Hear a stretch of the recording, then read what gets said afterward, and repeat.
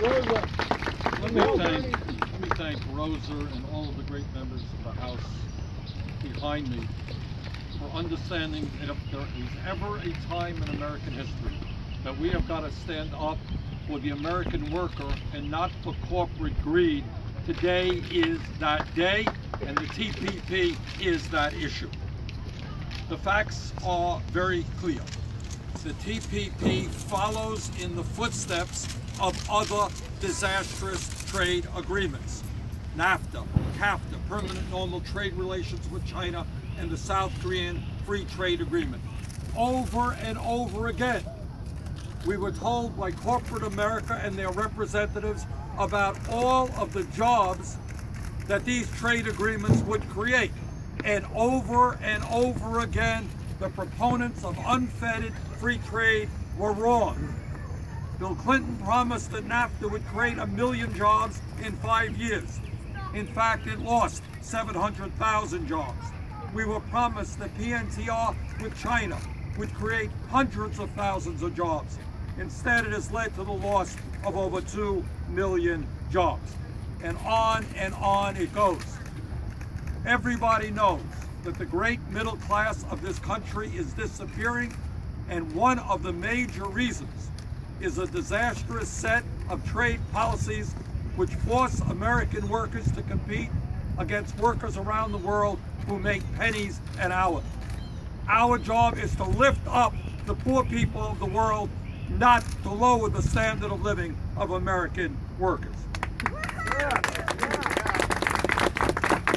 And it is interesting, as Rosa mentioned, to take a look at those people who are supporting TPP and those people who are opposing TPP.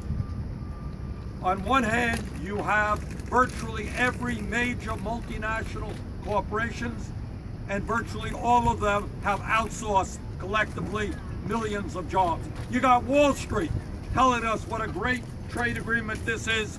You got the drug companies telling us what a great trade agreement this is.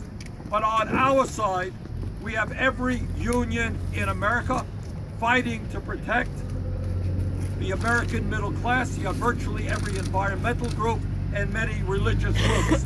I think we stand with those organizations that represent workers, the environment, and moral values, and not with the greed of corporate America.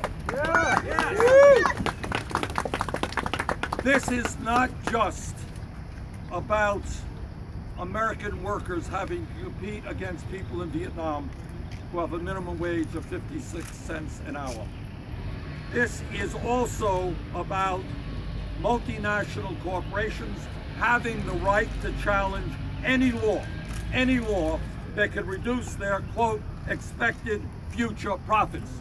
If a country or a state wants to protect its kids from tobacco and smoking, they could be taken to an international tribunal because they're threatening the future profits of Philip Morris. If a local, state, or federal government wants to protect the environmental needs of our people, they can be taken to an international tribunal because they threaten future profits. That is not what democracy is about. This is a bad agreement following other bad agreements. It must be defeated, and I thank my friends in the House for their efforts. Thank you.